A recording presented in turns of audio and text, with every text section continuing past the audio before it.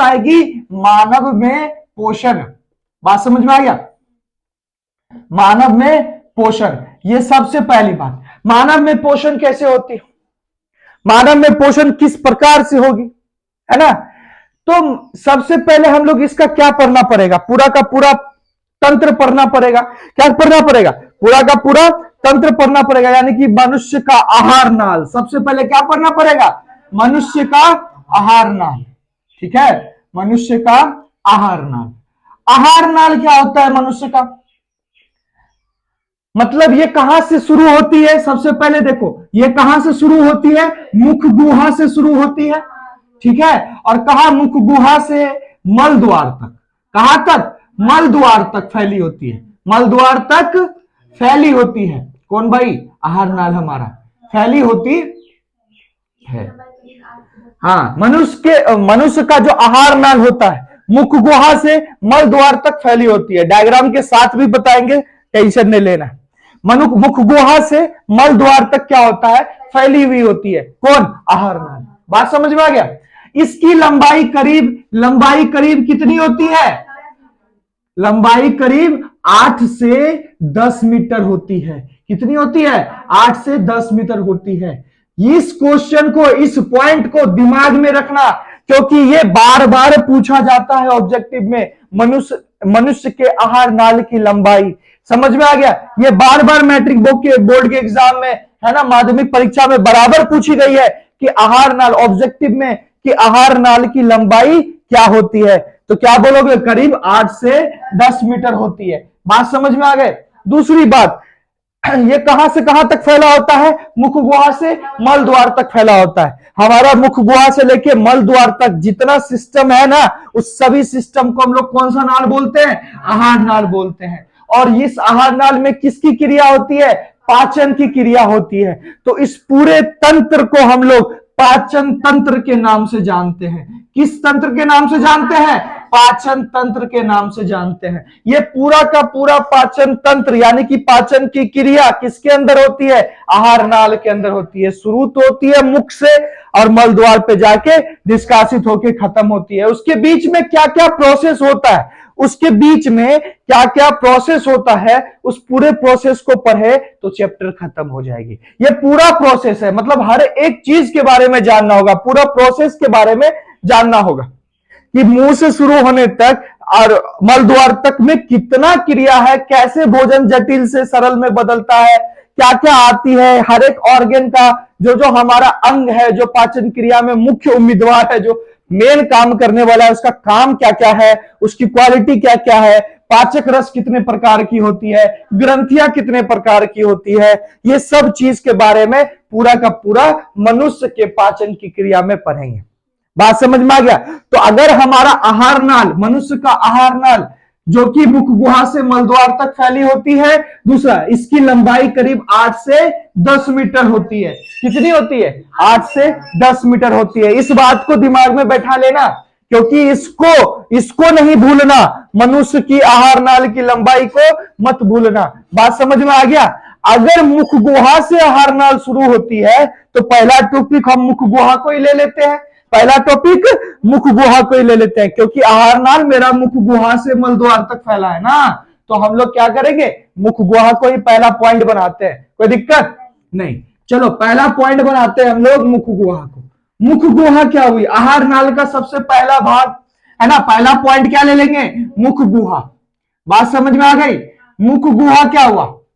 मुख गुहा क्या हुआ? आहार नाल का पहला भाग, सबसे पहला भाग। सबसे पहला भाग किसका भाई साहब? आहार नाल का सबसे पहला भाग है ना। सबसे पहला भाग किसका? आहार नाल का। बात समझ में आ रही है सबको? आहार नाल का सबसे पहला भाग किसको बोलते हैं? मुख गुहा को। अगर मुख गुहा को सबसे, आहार नाल का सबसे पहला भाग क्यों बोलते हैं? क्योंकि आहार नाल कहां से शुरू होता है? मुख से शुरू होता है। बात समझ में आ गया? मुख से शुरू होता है। तो हम लोग सबसे पहले ये जानेंगे कि मुख गुहा में क्या क्या चीज होती है। मुख गुहा में क्या क्या चीज होती है? मुख गुहा दो जबड़ों से क्या होता है? ऊपरी तथा मुख गुहा में दो जबड़े होते हैं, ऊपरी जबड़े, ठीक है, ऊपरी तथा निचली जबड़े लिख देते हैं, ऊपरी तथा निचली जबड़े, है ना, निचली जबड़े से घिरी होती है कि नहीं? इसको ढकने के लिए, मुख गुहा को, इसको बंद करने के लिए दो मांसल, बंद करने के लिए दो मांसल क्या होते हैं? दो मांसल होठ होते हैं। क्या होते हैं? होठ होते हैं कि नहीं? मुख गुहा को बंद करने के लिए दो मांसल होठ होते हैं कि नहीं होते? होठ होते हैं, है ना? होठ होते हैं। और क्या होता है भाई साहब इसमें? क्या होता है? मांसल होठ तो होता ही है, और क्या होता है? ऊपरी तथा निचली जबड़े तो होते ही हैं, है ना? अब मेन बात आती है कि इसमें दो चीज होते हैं, जीभ और दांत।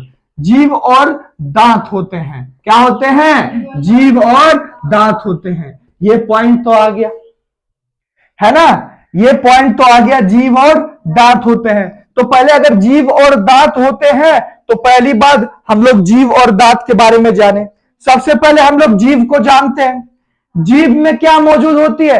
तो जीभ क्या है? जीभ एक मांसल संरचना है हमारे मुख गुहा के अंदर, जिसका बाहरी भाग स्वतंत्र होता है। जिसका बाहरी भाग स्वतंत्र होता है जीभ का, और जो भीतरी भाग है वो किससे जुड़ा होता है? मुख गुहा में जाके जुड़ा होता है। उसका जो जड़ है वो मुख गुहा से जुड़ा होता है, लेकिन जो शिखर है मतलब सिरा है, जो बाहरी क्षेत्र है, वो स्वतंत्र होता है। किसका? जीभ का। जीभ के सतह पे स्वाद कलियां मौजूद होती है। सतह पर क्या मौजूद होती है? स्वाद कलियां। स्वाद कलियां मौजूद होती है। बात समझ में आया? जिसको इंग्लिश में हम लोग क्या बोलते हैं? Taste buds. क्या बोलते? Taste buds. सतह पर, हमारे जीवों के सतह पर क्या मौजूद, जीव के सतह पे क्या मौजूद होते हैं? छोटे छोटे कलिया टाइप, एकदम बिंदु बिंदु सतह खरखर आवाज करता है, खरखर मैस फील करवाता है, तो वो टेस्ट बर्ड्स होते हैं, स्वाद कलियां होते हैं, जिनके काम क्या होते हैं? स्वाद पकड़ना, खट्टा मीठा तीता जो भी है, ये काम हमारे सतह पे, जीव के सतह पे होने वाले कौन भाई साहब? स्वाद कलिया का काम है, वो हमारा जीव होता है। अब बात आती है कि दांत क्या होते हैं। दांत को थोड़ा समझना है, दांत के लिए थोड़ा स्पेस बनाएंगे। बात समझ में आ रहा है? दांत के लिए थोड़ा स्पेस बनाएंगे, दांत को थोड़ा समझो। दांत भाई साहब क्या होते हैं? दांत जो होते हैं, सबसे पहली बात, दांत क्या होते हैं? दांत जो चीज दांत को पकड़ा होता है उसको हम लोग क्या बोलते हैं? मांस, जो मांसपेशियां उसको पकड़ा रहता है उसको हम लोग क्या बोलते हैं? मसूड़ा। मसूड़ा, है ना? मसूड़ा, है ना? ये मसूड़ा जो होता है दांत को पकड़ा हुआ होता है। अगर मान के चलो ये हम बना लिए बड़ा सा, क्या भाई, दांत ना, देखना, ये हम बना लिए बड़ा सा दांत, ठीक है? मजाक मत बनाना, दांत है। इसको और डिजाइन दे दे थोड़ा,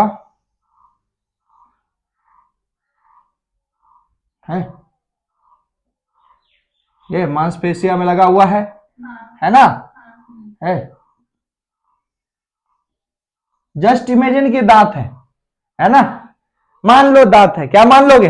दांत है। तो ये हमारा क्या हो गया? नीचे वाला मसूड़ा, क्या बोल देंगे इसको? मसूड़ा बोल देंगे, है ना? अब जो इसका दांत का जो पार्ट मसूड़ा में होता है उसको क्या बोलते हैं? जर। क्या बोलते हैं? जर। और ऊपर वाले भाग को शिखर। क्या बोलते हैं? शिखर। और बीच वाले को क्या बोलते हैं? ग्रीवा या गर्दन, ये वाला गर्दन नहीं भाई, दांत का गर्दन। तो भाई जो मसूड़ा में जो भाग घुसा होता है वो जड़ कहलाता है, जो भाग ऊपर होता है वो शिखर कहलाता है, और जो बीच में होता है उसे ग्रीवा बोलते या फिर गर्दन बोलते। जीवा बोल लो, ग्रीवा बोल लो, या फिर गर्दन बोल लो। चलो ये सब बात तो ठीक है, ये तो ऊपरी हम लोग का पहचान हो गया। अब बात करते हैं इसके अंदर जो भरा होता है ना, दांत के अंदर क्या भरा होता है? Pulp cavity. क्या भरा होता है? Pulp cavity. ऐसे में तो समझ नहीं आया। पल्प कैविटी का हिंदी क्या होता है भाई साहब? पल्प कैविटी का हिंदी होता है मज्जा गुहा। क्या होता है? मज्जा गुहा। बात समझ में आ गया? मज्जा गुहा किसमें भरा होता है? दांत के अंदर भरा होता है। क्या? पर मज्जा गुहा। बात समझ में आ गया? पल्प कैविटी के अंदर, ये पल्प कैविटी दांत के भीतर मज्जा गुहा भरा होता है, ठीक है। और उसके उसके ऊपर जो होता है ना, डेंटाइन मौजूद होता है। क्या पल्प, इसके अंदर क्या मौजूद है? मान के चलो यहां पल्प कैविटी मौजूद है, तो इसके ऊपर क्या मौजूद होता है? डेंटाइन। क्या मौजूद होता है? डेंटाइन। समझ में आया? हिंदी में लिख देते हैं। इसके ऊपर क्या मौजूद होता है? डेंटाइन, जो कि कैसा होता है? पीले रंग का परत होता है। कैसा होता है भाई साहब? ये जो परत बना के रखता है, जहां पे हमारा दांत के अंदर क्या मौजूद होता है? मज्जा गुहा, जिसको इंग्लिश में पल्प कैविटी कहते हैं। हमारे दांत के अंदर क्या मौजूद होता है? मज्जा गुहा, जिसको इंग्लिश में पल्प कैविटी कहते हैं। इसके ऊपर जो सतह बनाती है उसको डेंटाइन कहते हैं, या दंतास्थि कहते हैं। दंतास्थि कहते हैं या फिर डेंटाइन कहते हैं। क्या वो कहते हैं? डेंटाइन, ठीक है। तो डेंटाइन एक पीले रंग की परत होती है, जो हड्डी से भी करी होती है। कैसी होती है? हड्डी से भी करी होती है। समझ में आया? और ये कैसी परत होती है? पीले रंग की परत होती है। समझ में आ गया? कैसी परत होती है? पीले रंग की परत होती है। किसके ऊपर भाई? हमारा मज्जा गुहा के बाहरी सतह पर पीले रंग की, कैसे? पीले रंग की सतह, ठीक है, या पीले रंग की परत बोल लो। कैसी बोल लो? पीले रंग की परत। कौन भाई? डेंटाइन बोल लो या दंतास्थि बोल लो, ठीक है। ये पल्प कैविटी के बाहर की क्या है? परत है, जो कि कैसे रंग की होती है? पीले रंग की होती है। अब इसके ऊपर एक और परत होता है, जिसको हम लोग क्या बोलते हैं? इनामेल। क्या बोलते हैं? इनामेल। इनामेल, इंग्लिश में भी इसको ENAMEL बोलते हैं। यह इनामेल परत होती है। किसके ऊपर? हमारा डेंटाइन के ऊपर एक और परत होती है, जिसको हम लोग क्या बोलते हैं? इनामेल बोलते हैं। क्या बोलते हैं? इनामेल बोलते हैं। ध्यान से सुनना, फिर से एक बार समझा देंगे जिसको समझ नहीं आया। इनामेल कहते हैं, ठीक है, ये परत को। इसके करी परत होती है, जो दांत को क्या प्रोवाइड करती है? सुरक्षा। क्या प्रोवाइड करती है? सुरक्षा प्रोवाइड करती है। कौन? इनामेल। क्योंकि इनामेल जो सबसे बाहरी परत होती है दांत की, वही तो उसको क्या मौजूद प्रोवाइड करेगी? सुरक्षा प्रोवाइड करेगी। बात को एक बार फिर से समझ लेना। जो मुख गुहा में जीभ को तो समझ लिए, दांत होती है।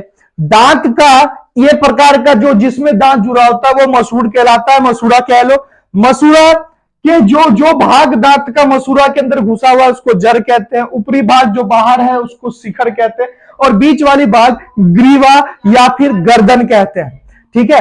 अब बात आती है दांत के अंदर की। दांत के अंदर मौजूद होता है मज्जा गुहा। क्या मौजूद होता है? मज्जा गुहा, जिसे पल्प कैविटी कहते हैं। क्या कहते हैं? पल्प कैविटी कहते हैं। क्या मौजूद होती है दांत के बाहर, अंदर, सॉरी, मज्जा गुहा, नाम याद रखना, ठीक है। वो मज्जा गुहा के ऊपर एक परत बना रहता है, पीले रंग की परत, जिसको हम लोग डेंटाइन कहते हैं। क्या कहते हैं? डेंटाइन कहते हैं, या फिर दंतास्थि कहते हैं, ठीक है, डेंटाइन कहते हैं। उस डेंटाइन के ऊपर एक और परत होती है, जिसको हम लोग क्या कहते हैं? इनामेल, जो कि दांत को क्या करती है?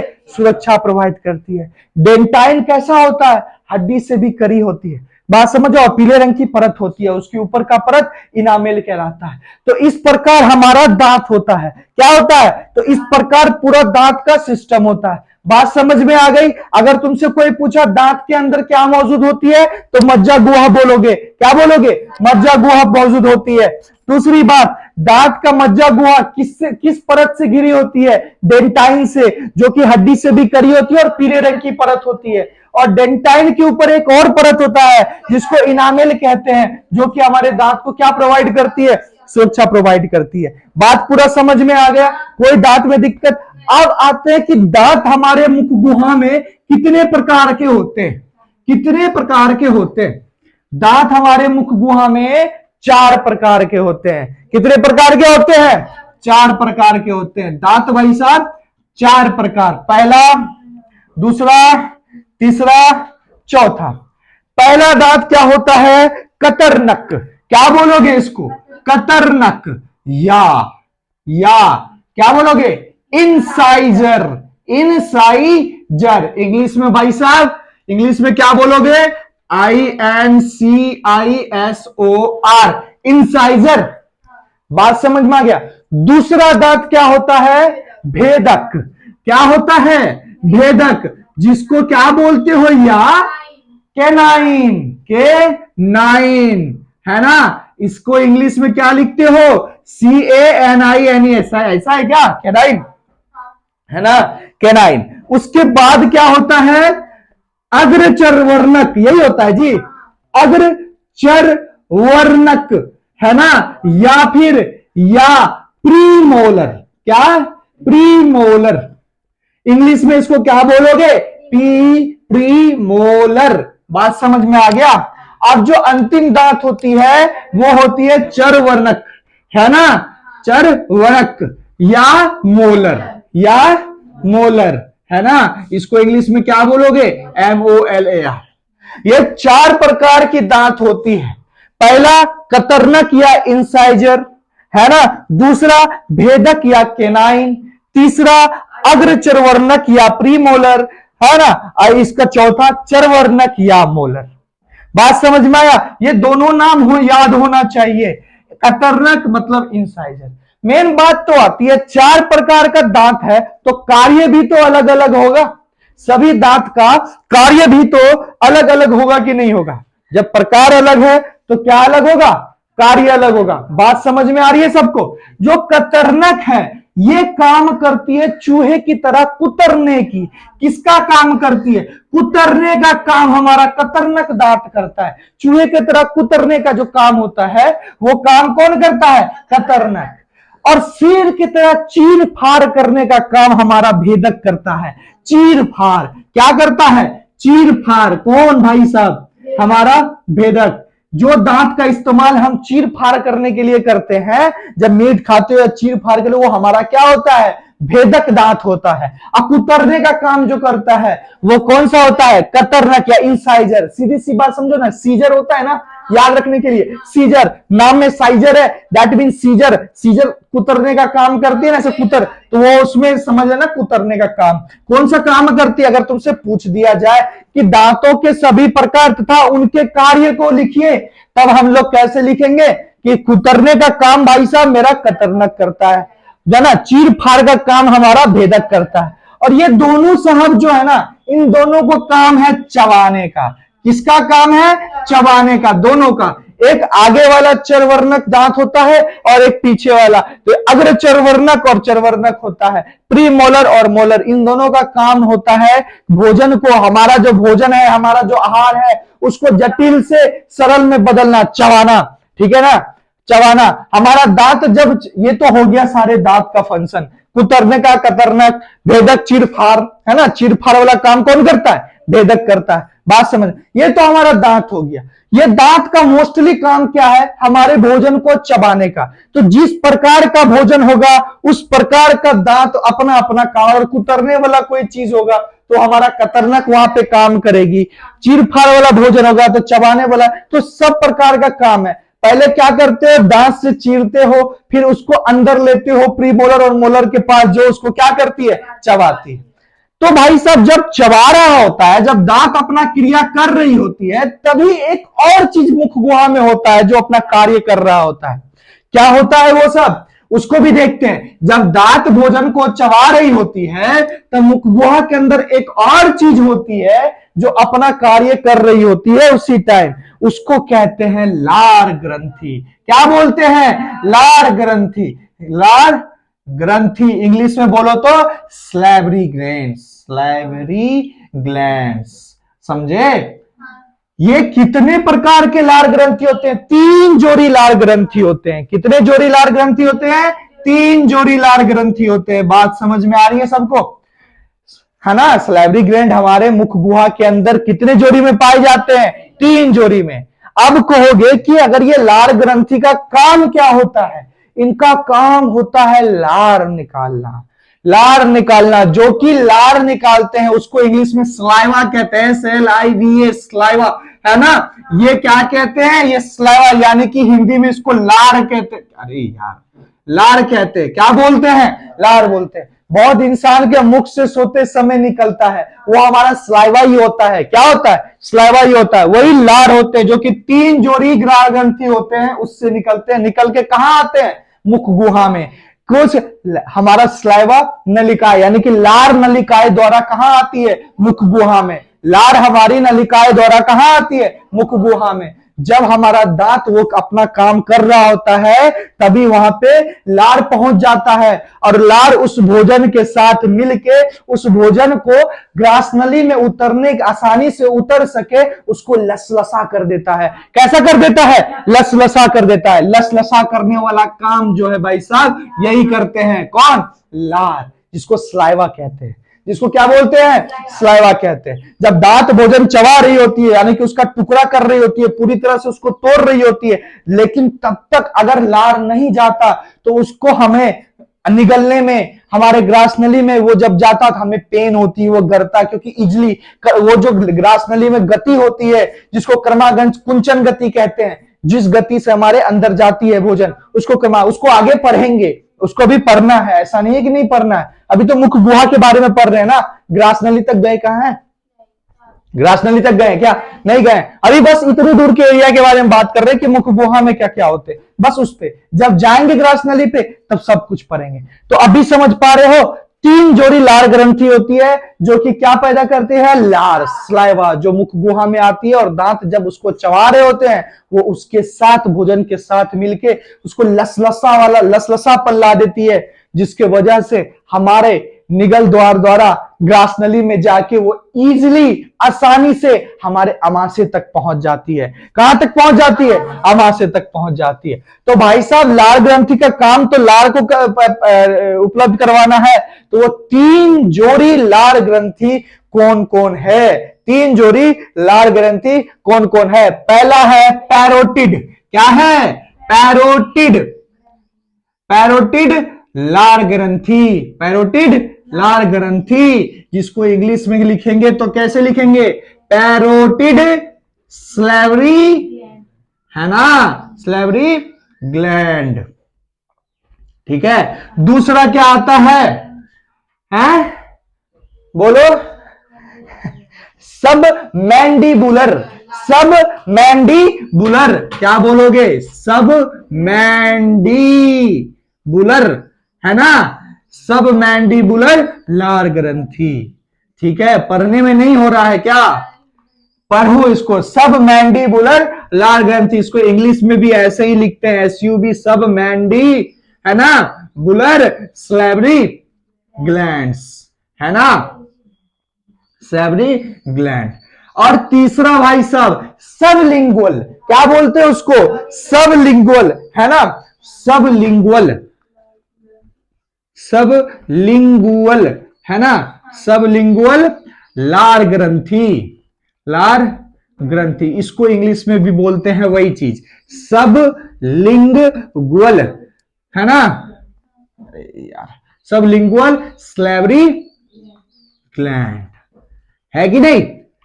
हमारे मुख गुहा में 3 जोड़ी लार ग्रंथि पाई जाती है जिनका काम लार निकालने का होता है, जिसको इंग्लिश में स्लाइवा कहते हैं। ये स्लाइवा यानी कि ये लार नलिकाओं द्वारा कहां पहुंचती है? मुख गुहा में पहुंचती है। कहां पहुंचती है? मुख गुहा में पहुंचती है। मुख गुहा में पहुंचने के बाद जब दांत हमारी चबाने की क्रिया कर रही होती है, उस ड्यूरेशन में वो उस खाने के साथ मिलके उस खाने में, उस खाद्य पदार्थ में, उस भोजन में लसलसापन ला देती है, जिसके वजह से हमारे निगल द्वार द्वारा ग्रास नली में वो इजली से जाके अमाशय तक पहुंच जाती है। अमाशय मतलब पेट, स्टमक, है ना, स्टमक तक पहुंच जाती है, यानी कि अमाशय तक पहुंच जाती है। कौन? खाद्य पदार्थ। तो भाई साहब जो लार पैदा करने वाली लार ग्रंथि होती है कहां पे? तो मेन पॉइंट ये है, ये लार ग्रंथि कहां मौजूद होती है? मुख गुहा में। कहां मौजूद होती है? मुख गुहा में। तुमसे क्वेश्चन ऐसे पूछा जाएगा कि मनुष्य के मुख गुहा में कितने लार ग्रंथि होती है? तो 3 जोड़ी लार ग्रंथि पाई जाती है। कितनी जोड़ी लार ग्रंथि पाई जाती है? 3 जोड़ी। पहला पैरोटिड लार ग्रंथि, पैरोटिड लार ग्रंथि, दूसरा सब मैंडीबुलर लार ग्रंथि और तीसरा सबलिंगुअल लार ग्रंथि। बात समझ में आ गया? ये तीनों लार ग्रंथि का काम क्या है? स्लाइवा को पैदा करना। स्लाइवा निकालती है जिसके वजह से हमारा भोजन को लसलसापन आता है। ये ओवरऑल हमारा मुख गुहा में इतना ही चीज होता था। हमारा आहार नाल का सबसे पहला भाग मुख गुहा, जो कि हम लोग पूरी तरह से समझ गए। किसी को कोई प्रॉब्लम? कोई अभी तक आहार नाल से लेके इसमें तक कोई प्रॉब्लम नहीं ना? अच्छे से समझ गए। चलो इस टॉपिक को बंद करते हैं, नेक्स्ट डे फिर।